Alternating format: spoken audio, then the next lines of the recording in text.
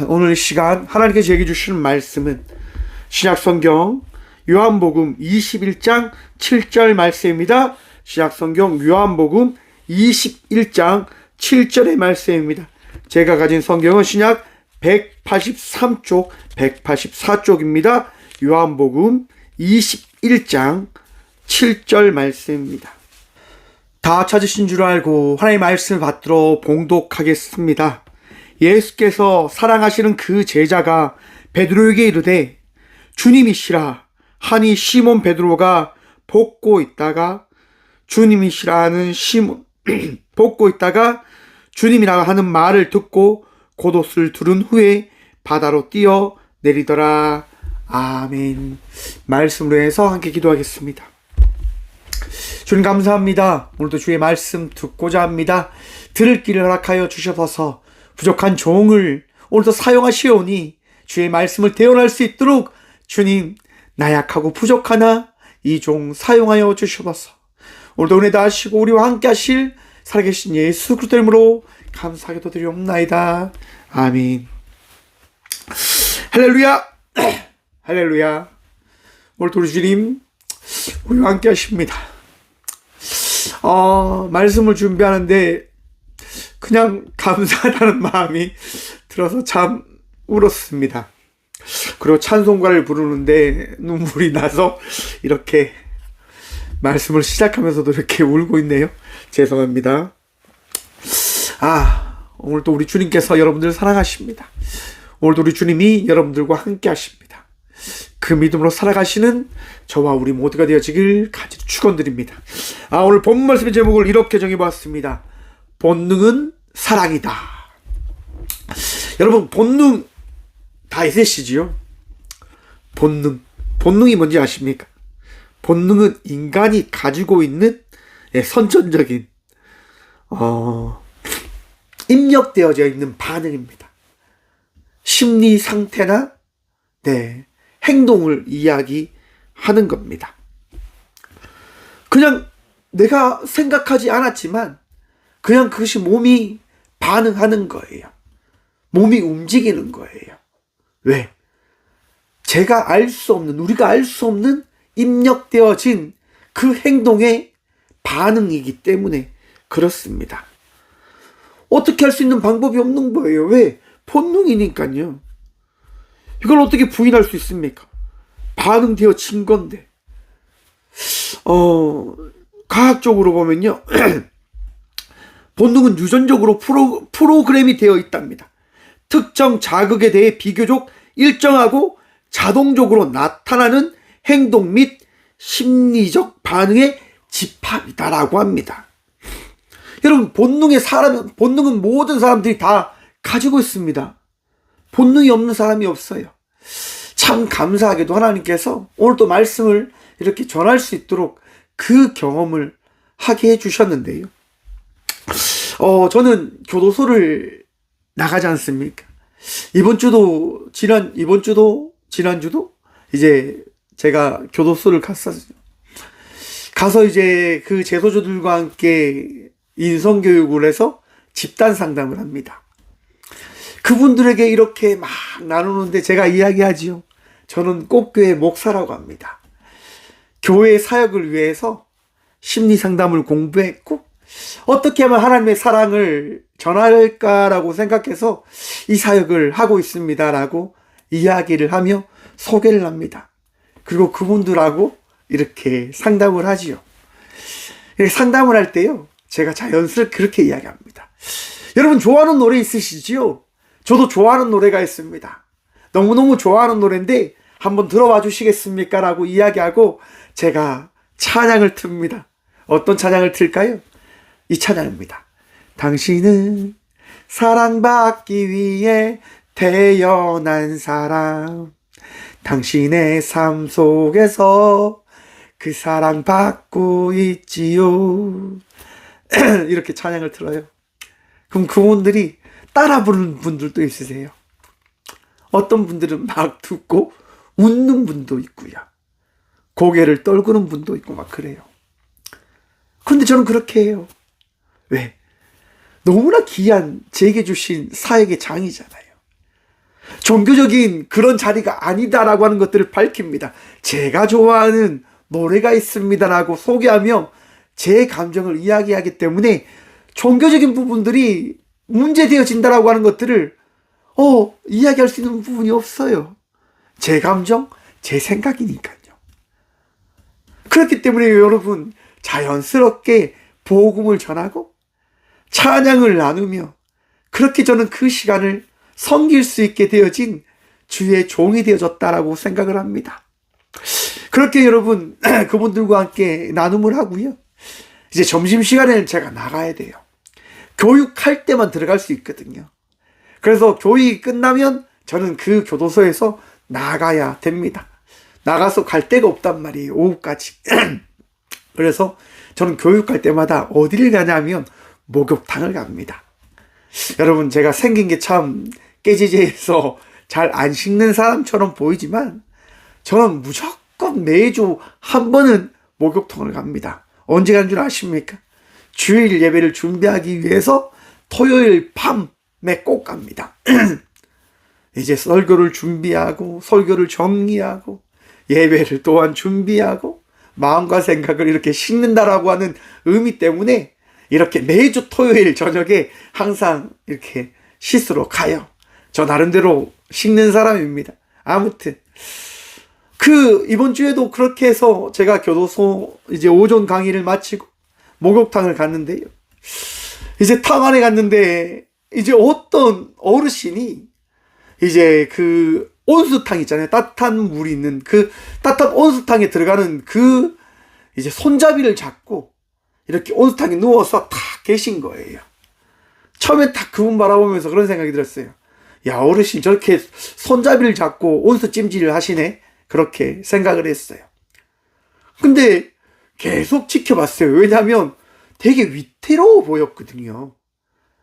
근데 그분이 이제 위태로워 보이다가도 다시 일어나고 또 이렇게 그냥 온수 찜질한 것처럼 보이더라고요. 그래서 어르신이 그냥 온수 찜질을 좋아하셔서 막 저렇게 물에 깊이도 들어가고 막 그렇게 하시는가 보다 이렇게 생각을 했어요. 그 자연스럽게 시간이 지났단 말이에요. 제가 그 사람들 20명 넘는 사람들을 이렇게 대하다 보니까 좀 피곤해요, 여러분. 또 포항에서 총성을 또 아침 일찍 가야 되고 운전하고 그렇게 하다 보면 좀 피곤하거든요. 그래서 목욕탕을 가면 한 20-30분 꼭 잠을 잡니다.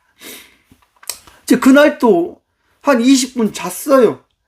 이제 자고 일어났는데 어르신이 아직까지 이렇게 손잡이를 잡고 계신 거예요. 제가 들어온 지 한 40분이 됐는데 자꾸 눈길이 가는 거예요. 그래서 일어서서 이제 앉아서 어르신을 계속 봤어요. 계속 봤는데 어르신이 막 정말 표정은 없는데 손은 이렇게 꽉 잡고 물에 빠질랑 말랑 하는 거예요. 너무 걱정이 되는 거죠. 그래서 갔어요. 어르신 아무 말씀을 하지 않으세요. 그래서 제가 소리쳤어요. 어르신 이러시면 안 된다고. 근데 전혀 반응이 없어요.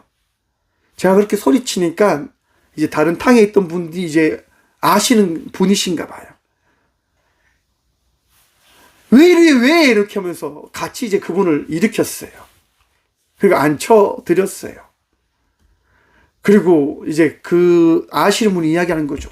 여기서 이렇게 누워있으면 안 된다고 이렇게 하면서 여기 앉아있으라고 이야기하고 또 가셨단 말이에요. 근데 제가 볼 때는 그분이 계속 신경 쓰여요. 그분이 앉아 계시지만 제가 그분에서 눈을 떼지 못하는 거예요. 근데 그 앉아 계신 분이 막 쓰러지려고 하는 거예요. 도저히 안 되겠다 싶어서 제가 가서 어르신한테 물어봤어요. 어르신, 여기 있으면 안 될 것 같다고. 밖에 나가시자고. 제가 잡아드릴 테니까 밖에 나가셔서 앉아서 쉬시라고 이렇게 했어요.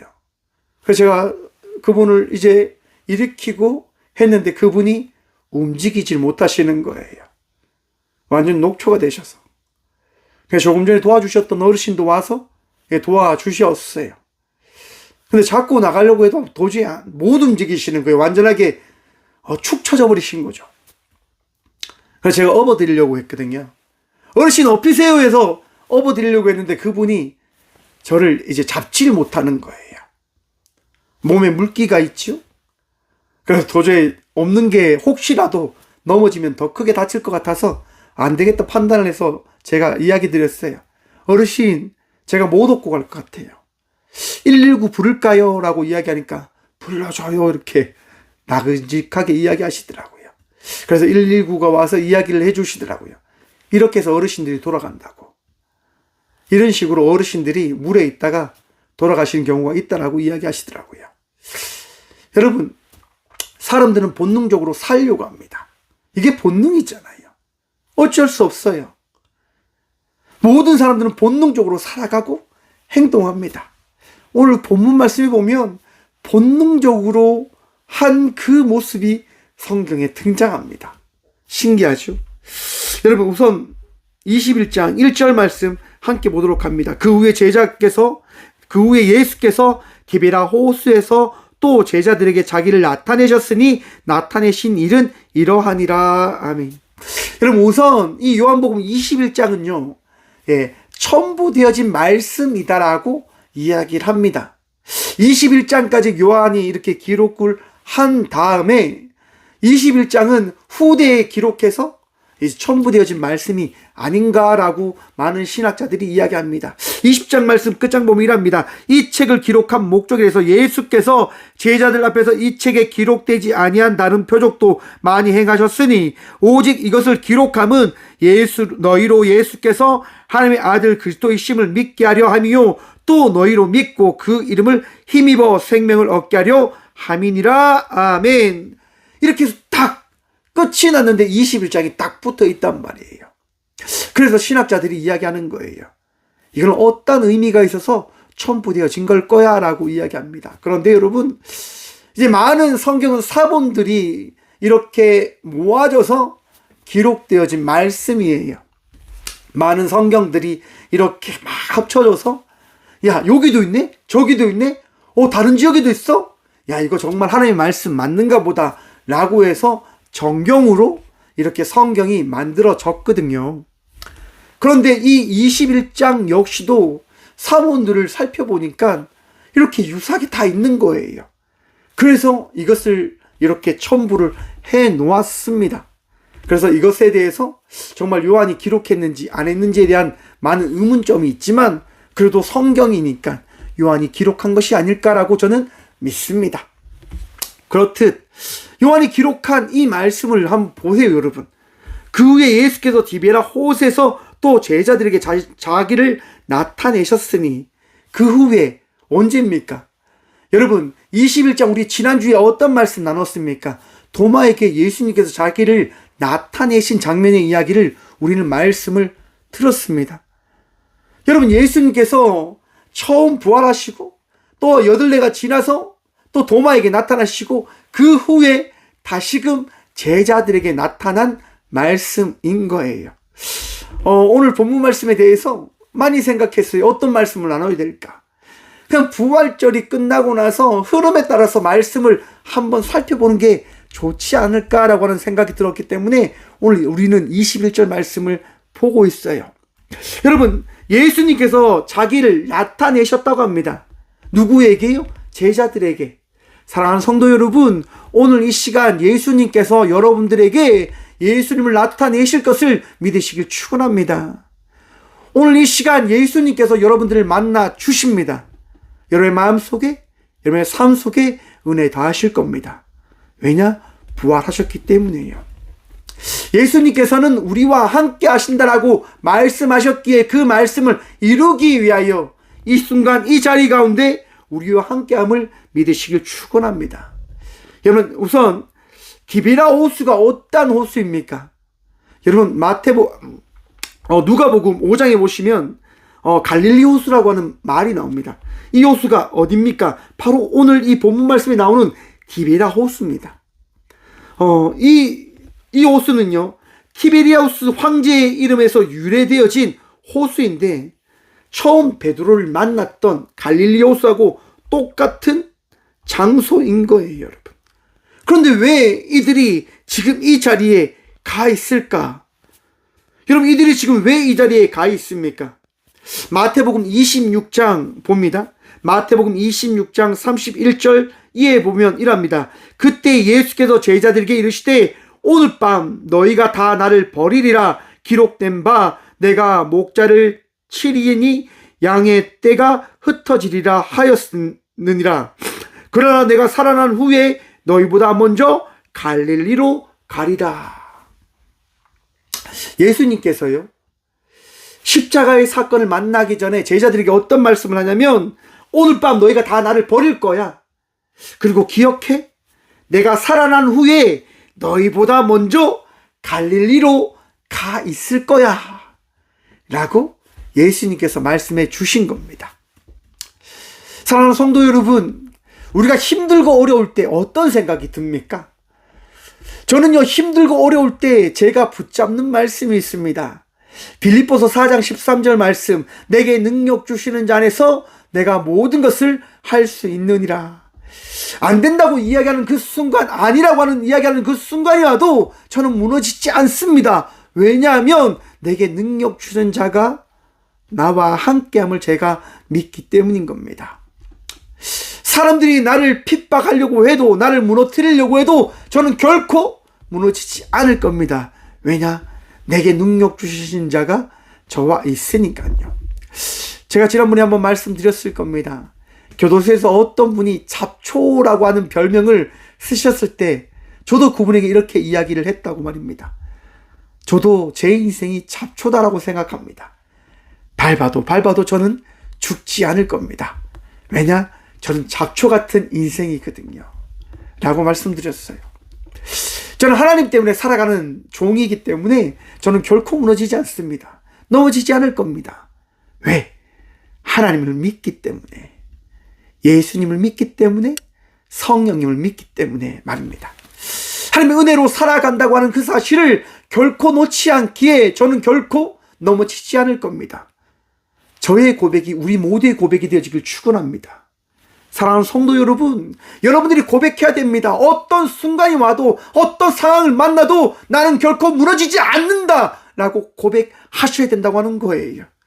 힘들지요, 어렵지요, 답답하지요, 정말 이것을 어떻게 벗어나야 될까 라고 근심과 걱정이 찾아올 겁니다. 하지만 무너지지 마십시오. 왜냐? 하나님이 여러분들과 함께하지 않으십니까? 여러분, 하늘이 무너져도 솟아날 구멍이 있다고 하잖아요. 우리나라 속담이지요. 하늘이 무너졌는데 어떻게 솟아날 구멍이 있습니까? 바로 하나님이 살아계시다고 하는 거예요. 저는 우리 선조들이 하나님을 믿지 않았을까라고 생각합니다. 모든 것이 무너져도 하나님의 나라로 인한 그 은혜로 말미암아 우리는 결코 죽지 않는다라고 하는 그 고백을 우리는 할 수 있는 민족, 우리는 이러한 성도의 삶을 살아가고 있는 그리스도인들이다라고 하는 겁니다. 오늘도 믿음으로 살아가시길 축원합니다. 오늘도 믿는 믿음으로 여러분의 마음이 평안해지시길 축원합니다. 하나님께서 평안을 더하셨습니다. 하나님께서 여러분들과 함께 하십니다. 여러분, 제자들이요, 이제 그 호숫가에 있습니다. 몇 명이 있을까요? 7명이 있습니다. 2절 말씀입니다. 시몬 베드로와 디모라라는 도마와 갈릴리 사람 가나 사람 나다나엘과 세베대의 아들들과 또 다른 제자 둘이 함께 있더니 7명의 제자들이 있는 거예요. 그리고 그들이요, 지금 예수님을 기다리고 있어요. 제가 앞에서 말씀드렸지 않습니까? 사람들이 힘들 때 무엇을 붙잡는다고요? 말씀.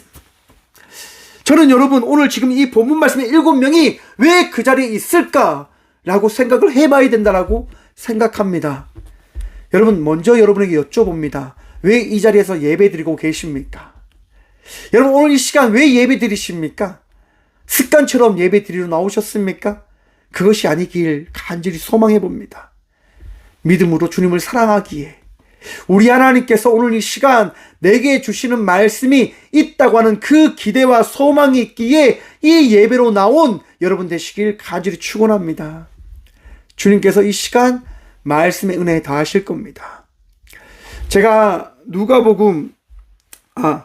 마태복음 26장 말씀 살짝 나누었지요. 제자들이 예수님께서 잡히시던 그날 밤 예수님께서 어떻게 되어질 것이다라고 얘기를 제자들에게 했습니까? 내가 잡히는 그날 밤 너희들 다 도망갈 거야 라고 이야기를 예수님께서 해 주셨다고 이야기 드렸지요. 아니나 다를까 여러분, 제자들이 어떻게 합니까? 예수님께서 잡히니까 다 도망갑니다. 더 나아가서 베드로라고 하는 사람은 어떻게 합니까? 이제 작은 요종이 저 사람도 예수님의 도닥이다라고 하는 이야기를 듣게 되어지자 3번이나 부인하고 그 자리를 떠나버립니다. 떠나는 순간 그는 듣게 되어지죠. 닭이 우는 소리를 말입니다. 그리고 그는 깨닫습니다. 아, 나는 이런 인간이었구나. 여러분, 제자들 모두 다 그런 생각들을 했을 겁니다. 나는 어떠한 자일까? 나는 어떠한 예배자인가? 나는 어떤 제자인가? 여러분, 우리가 왜 매주 나와서 예배 드릴까요? 예배는 우리의 삶을 돌아보게 하는 은혜의 시간이기 때문입니다. 제가 예배 초반에 왜 울었는 줄 아십니까? 제 모습을 제가 제일 잘 알잖아요. 정말 부족하고 나약하고 어리석은 종을 하나님께서 이렇게 이 자리에 세우셨다고 하는 그 은혜가 너무 감사해서 눈물이 나더라고요. 너무 감사한 거죠. 그냥 그것이 이 부족한 종을 사용하시는 그 하나님의 그 섭리와 그 계획하심이 너무 감사해서 눈물이 그렇게 났어요. 여러분들은 지금 이 순간 어떠한 마음으로 이 자리에서 예배하고 있는 겁니까? 지금 7명의 제자는 이 디베랴 호숫가에서 어떠한 마음으로 예수님을 기다리고 있을까요? 다 죄송한 마음들이지 않을까요? 무너진 마음으로, 깨어진 마음으로 지금 예수님을 기다리고 있지 않겠습니까? 그때 여러분, 베드로가 이렇게 이야기합니다. 3절 말씀입니다. 시몬 베드로가 나는 물고기 잡으러 가노라 하니. 여러분, 시몬 베드로가 왜 갑자기 나는 물고기 잡으러 간다라고 이야기했을까요? 본능이지 않을까요? 본능. 디베랴 호숫가에서 이렇게 예수님을 기다리고 있어요. 밤이 됐단 말이에요. 너무 따분한 거죠. 너무 어떻게 보면 자기가 살아온 그런 삶의 기억들이 막 떠오르는 거예요. 예수님 아직 안 오셨으니까 물고기나 잡으러 가볼까? 이런 생각들을 하지 않았을까? 아니면 예수님 오시면 같이 밥 먹어야지. 예수님 오시면 내가 잡은 고기로 우리 예수님 배부르게 해야지 라고 하는 마음을 가지지 않았을까요? 저는 그렇게 생각합니다. 베드로가 예수님 기다리는 가운데 너무 부끄러운 거죠. 너무나 그 마음이 너무 깨어져 있는 거죠. 그래서 베드로는 결심합니다. 야, 물고기라도 잡아서 우리 주님께 드려야지. 내가 할 수 있는 게 물고기 잡는 거니까 물고기 잡아야 되겠다. 이런 생각을 했다라고 생각해 봅니다. 그래서 베드로는 이야기합니다. 나 물고기 잡으러 갈 거야!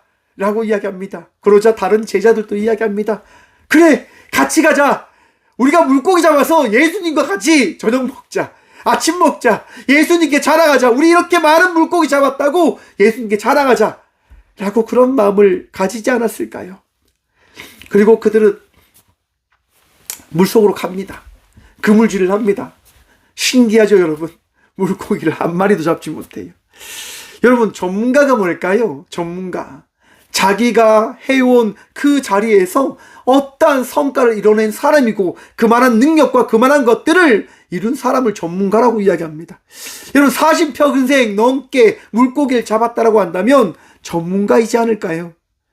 전문가가 실수할까요? 실수를 잘 하지 않습니다. 그래서 전문가라고 하는 거예요.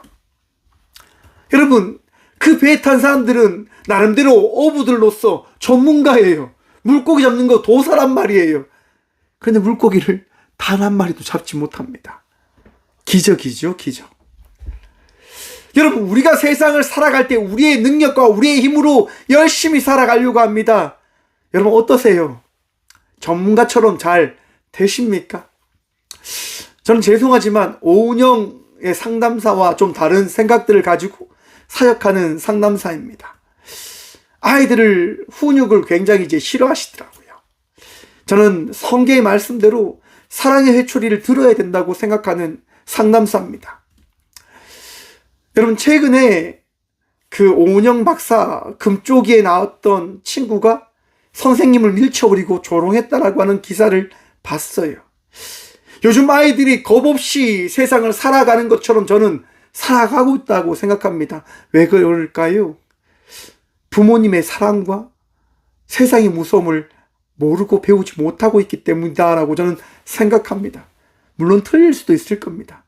하지만 저는 그렇게 생각합니다.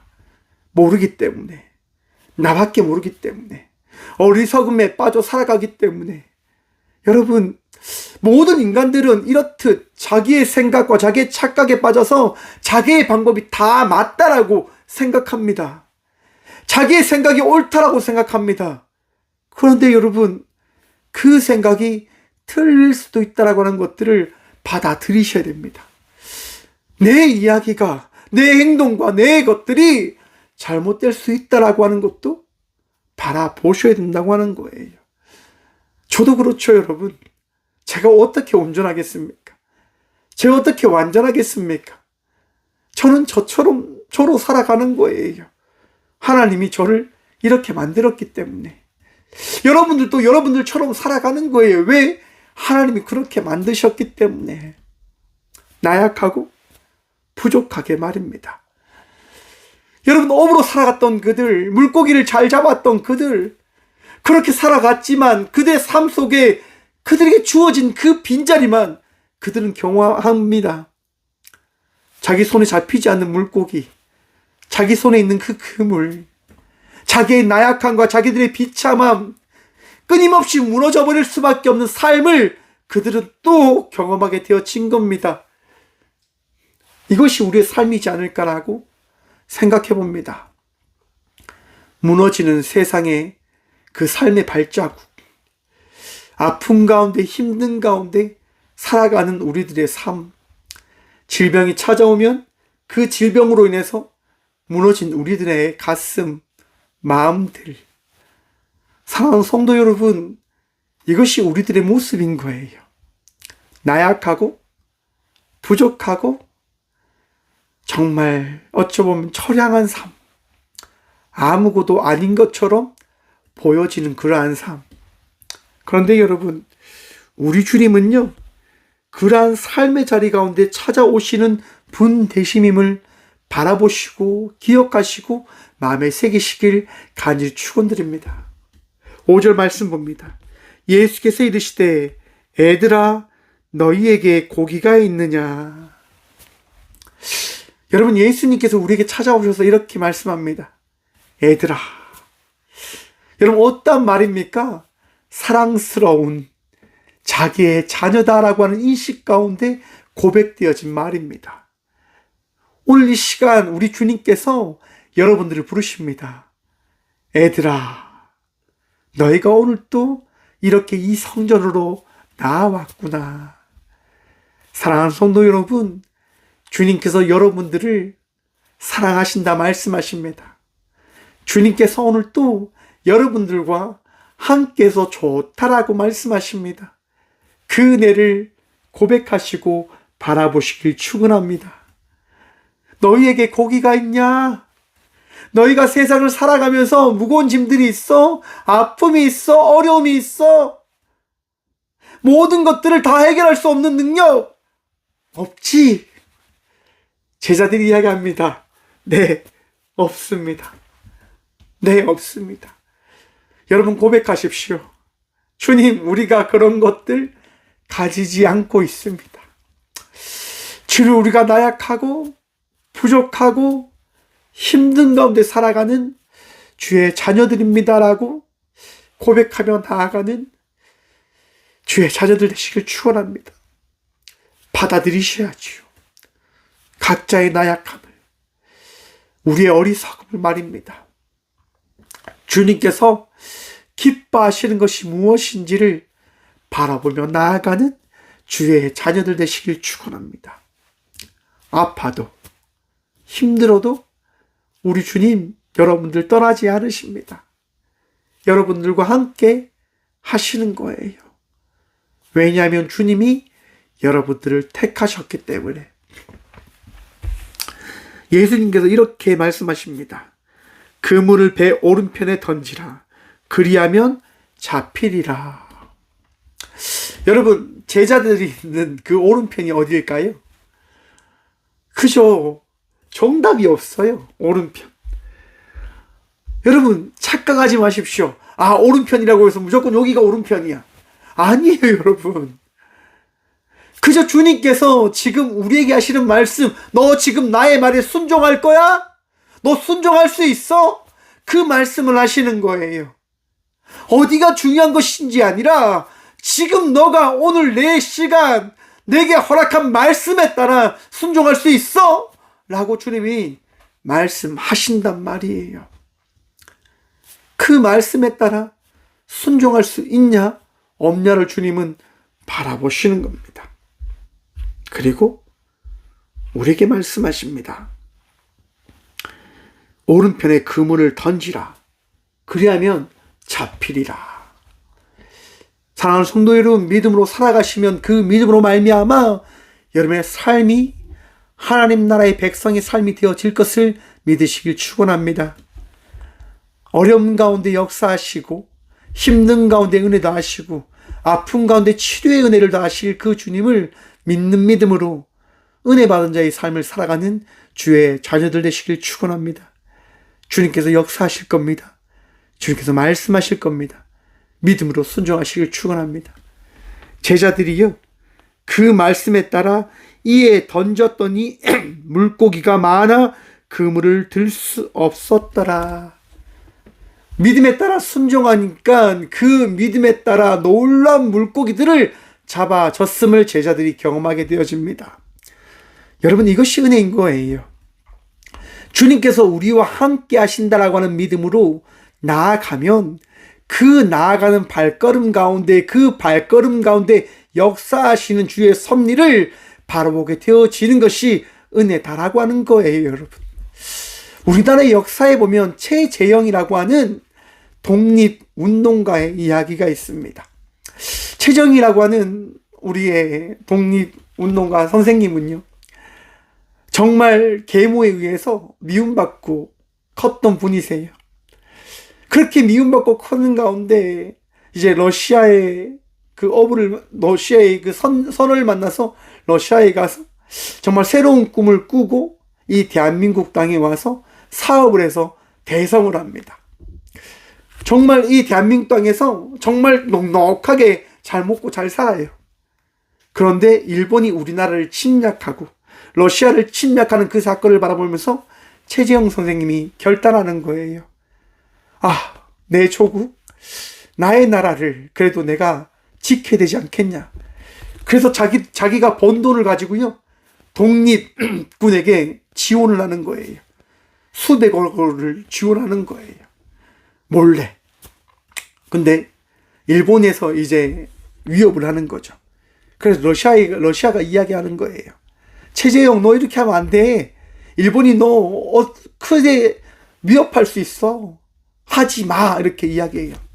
그래서 최재형 선생님이요, 방법을 바꿔요. 그치, 이렇게 하면 안 되겠다. 그래서 최재형 선생님이 어떻게 하냐면 신문사를 사서 신문을 발행하고요, 발급하고 그다음에 교육을 합니다.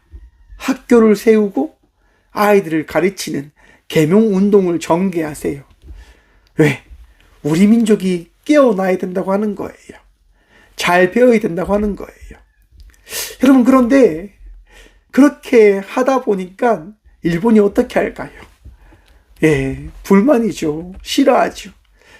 최재형 선생님이요, 키운 인물 중에 한 분이 누군 줄 아십니까? 안중근 의사입니다. 이토 히로부미를 척살하는데 최재형 선생님이 다 도와주신 거예요.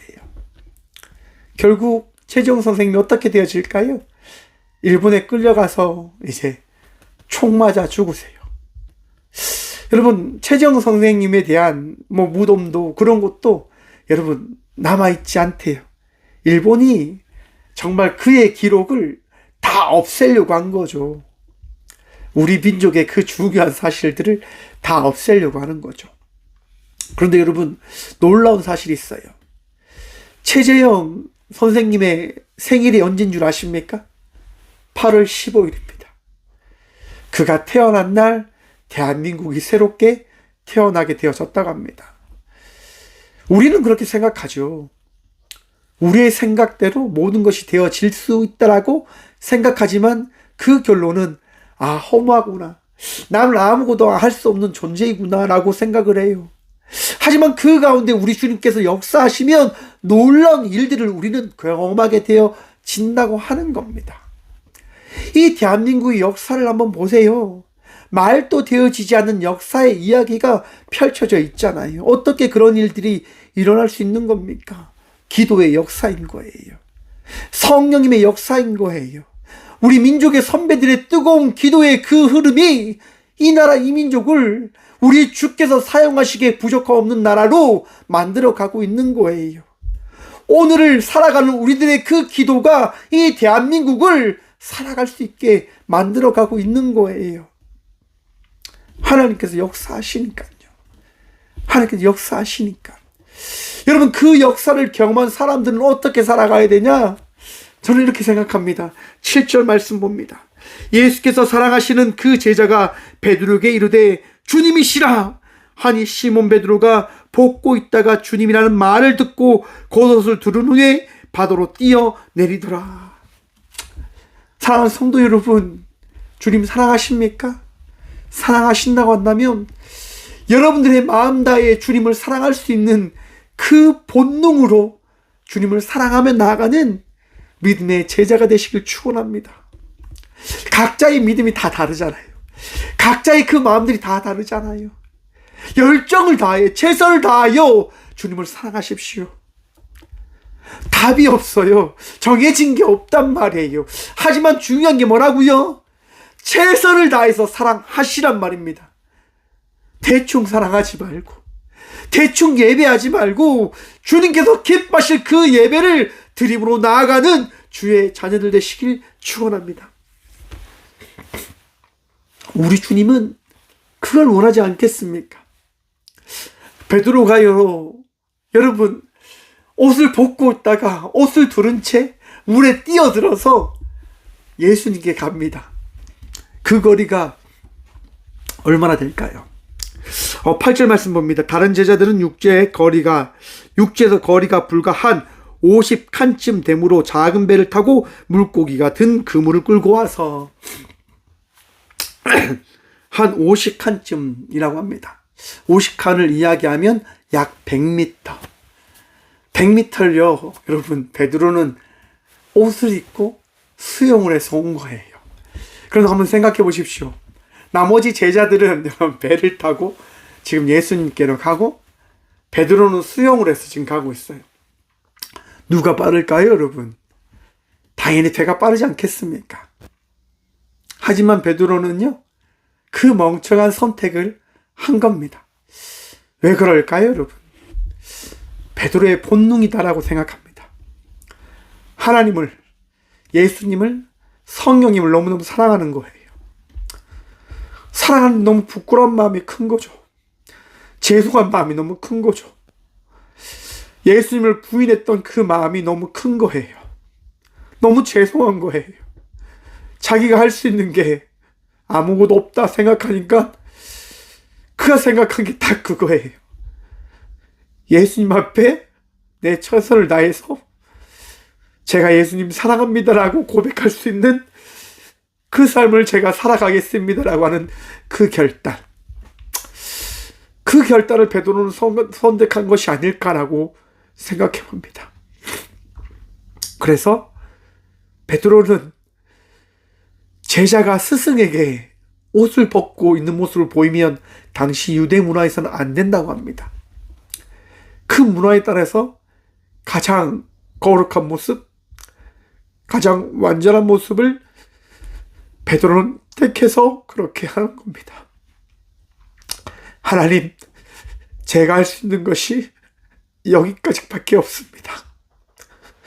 예수님, 제가 너무 죄인이지만 이렇게라도 주님 앞에 내 잘못을, 내 나약함을 이야기할 수밖에 없습니다라고 베드로는 선택하며 그 물에 옷을 입고 뛰어든 것이다라고 저는 말씀을 준비하며 묵상해 보았습니다.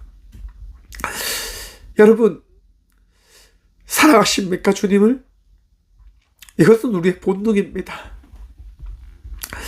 그런데 여러분, 중요한 사실이 있습니다. 제자들이 그렇게 오는 그 순간 우리 주님이 무엇을 하고 계셨을까요? 9절 말씀입니다.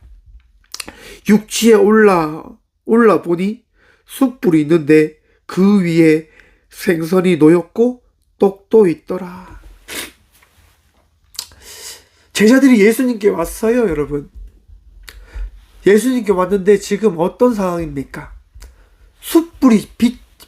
숯불이 지펴져 있고 그 숯불 위에 고기도 있고 떡도 있는 거예요. 어떻게 그런 일이 있을 수 있습니까? 여러분, 우리 주님이 언제나 우리보다 앞서 우리의 삶을 인도해 주심을 믿으십니까? 믿으시길 축원합니다. 하나님은요, 예수님은요, 성령님은요, 언제나 우리보다 먼저 일하십니다.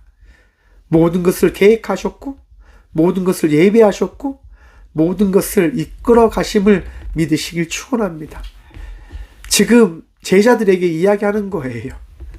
나 너희보다 먼저 와서 기다리고 있었어 라고 말입니다. 여러분, 나무가 숯불이 되려면 얼마나 많은 시간이 걸릴까요? 짧은 시간에 되어질까요? 안 되죠. 예수님은요, 어쩜 제자들보다 먼저 와서 모든 것을 지켜보고 있으셨다라고 생각해 봅니다. 그리고 제자들이 그물을 던질 때마다 물고기들한테 명령하는 거예요. 야, 이번엔 이쪽에 던진다. 피해. 야, 거기다 조심해. 피해. 이렇게 물고기들 다 조종하시는 거예요. 그리고 마지막에 말씀하시는 거죠. 이제 오른편으로 그물 던질 테니까 거기로 다 가. 이렇게 말입니다. 그렇게 해서 잡은 물고기가 몇 마리라고요? 153마리. 왜 153마리일까? 많은 신학자들이 이야기합니다. 당시 이 디베랴 호숫가에 있는 물고기 종류가 153마리 정도가 아닐까?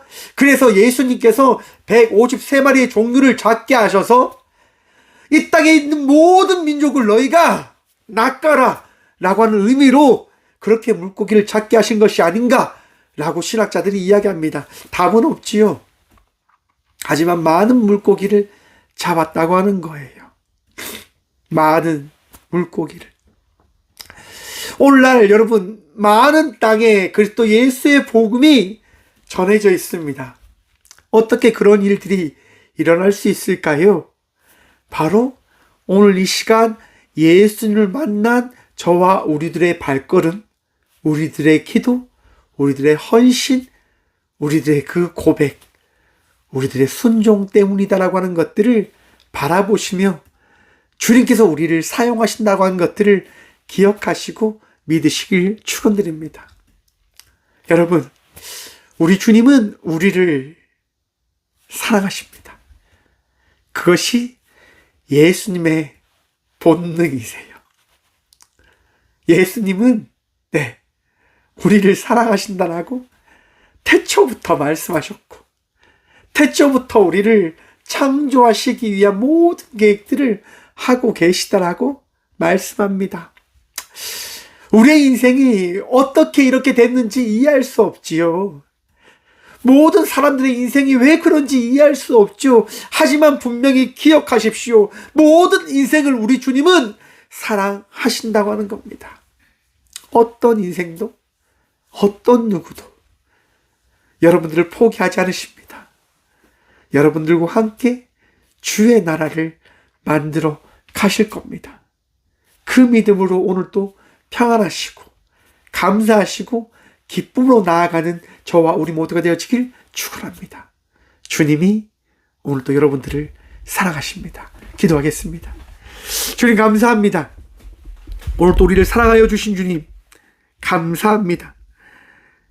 정말 나약하고 부족하지만 사랑하셔서 우리를 포기하지 않고 우리에게 찾아오셔서 말씀하시고 우리 주님께서 우리를 떠나지 않으셨음을 바라보게 하심에 감사합니다.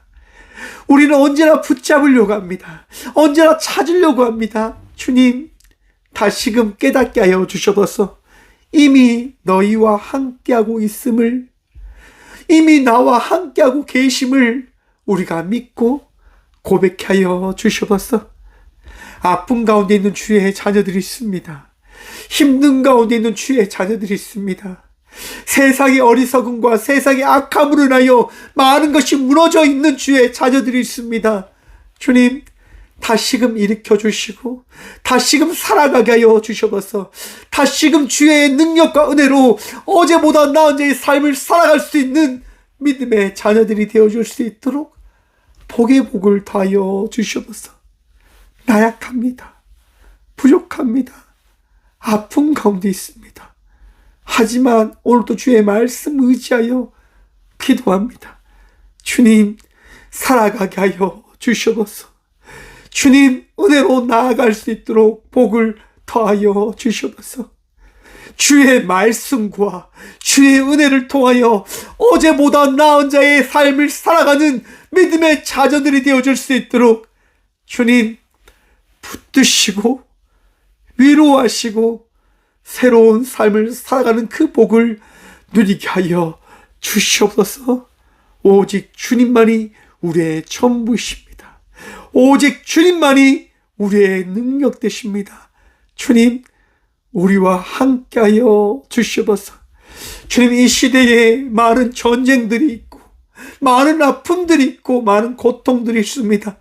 더 이상 전쟁이 일어나 많은 이들이 죽지 않을 수 있도록 위종자들의 어리석음을 파여 주시고 두려움 가운데 있는 주의 자녀들을 위로하시고 살려 주시옵소서.